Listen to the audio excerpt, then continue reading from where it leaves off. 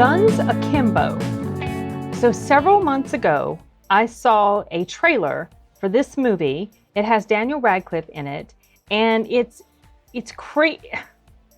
I remember being really tickled by the trailer. It's this guy, if you don't know the synopsis yet, there's like this underground sort of, kind of reminds me of like Running Man type stuff where these people like compete against each other or have these shootouts to try to kill each other because people are betting on them, kind of like a game. It's illegal. It's not anything that's sanctioned by the law or anything like that, but it happens.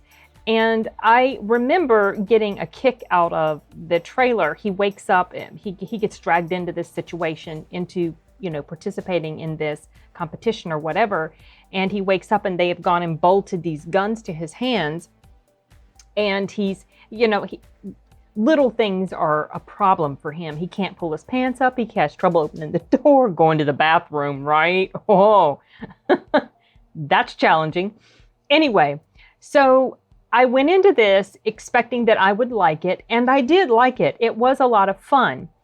It was extremely violent, bloody, gory, all that stuff, which doesn't super, alarm me or that's not like a huge turnoff or anything. It's pretty rare. Sometimes you get a little desensitized when it's too much, and I will say in this case there was probably quite a bit of that. So you definitely get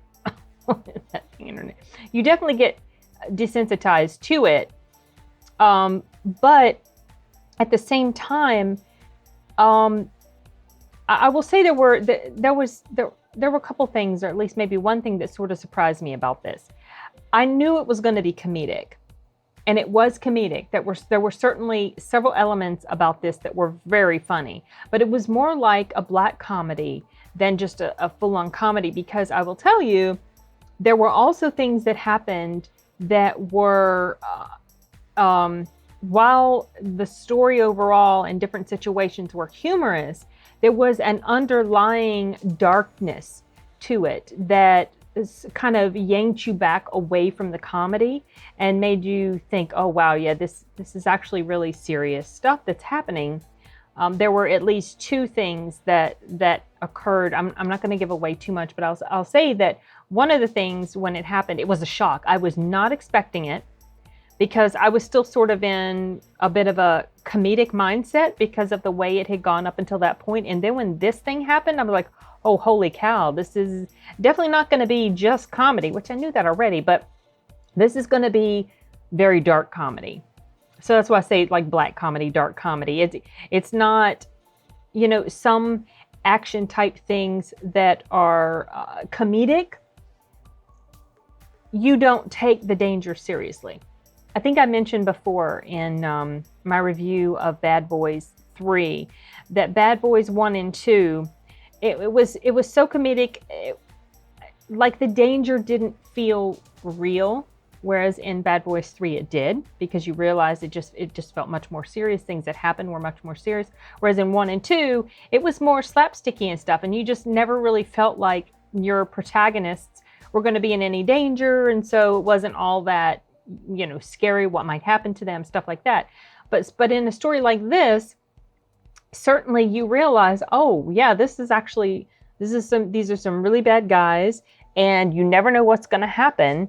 And so that kind of certainly was a bit of a sobering sort of aspect to the movie, kind of dampened down a little bit of the comedy, but it was still really funny, you guys. And I highly recommend it if you like this sort of thing. I think you, when I say this sort of thing, I mean like black comedies or, violent stuff with comedic elements in it, but yet at the same time, still serious stuff to it.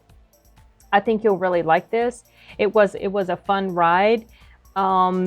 And I won't say that it's something that I'll never watch again, because I think I could watch it certainly. Oh no, there were 3 things that happened that made me go, oh, holy crap, this is really serious, and anybody's in danger. Anybody could die. You just never know.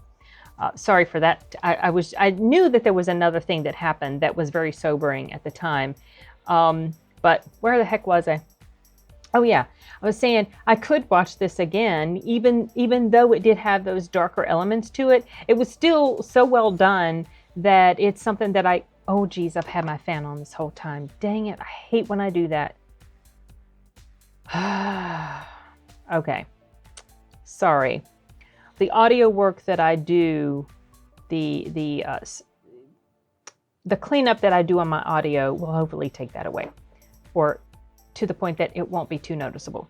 Anyway, I was saying, I think the last thing I was saying before I realized I still had this stupid fan on was that it was something that I wouldn't mind watching again, despite the darker elements, because I feel like it was balanced pretty well.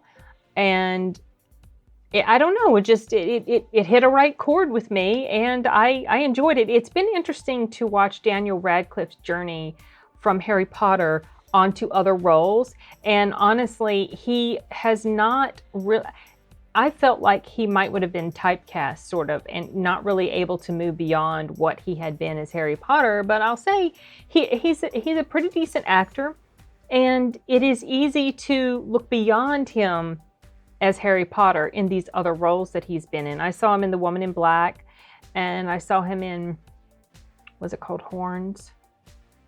And then another one where he was like an undercover FBI or something person.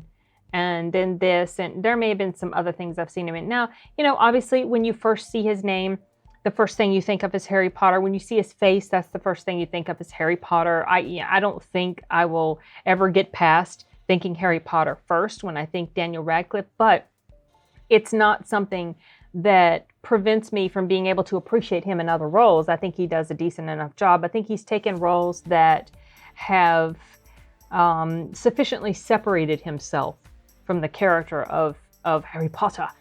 And he's done a pretty decent job with it. And yeah, this was fun. Like I said, I'm repeating myself now. When I start to repeat myself, it's like I feel like there's other stuff I want to say, but it's not coming to me. So I just repeat myself, and I repeat myself.